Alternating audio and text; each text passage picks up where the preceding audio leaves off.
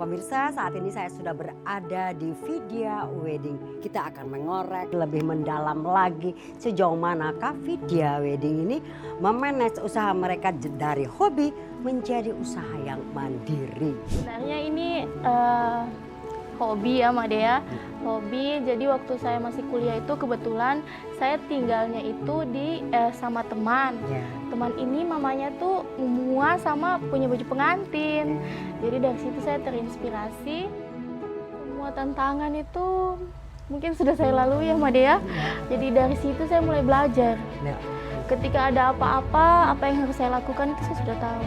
Sebenarnya simple, semua orang punya mimpi. Dan tetap bermimpi, kejarlah mimpi itu, Mbak Dea.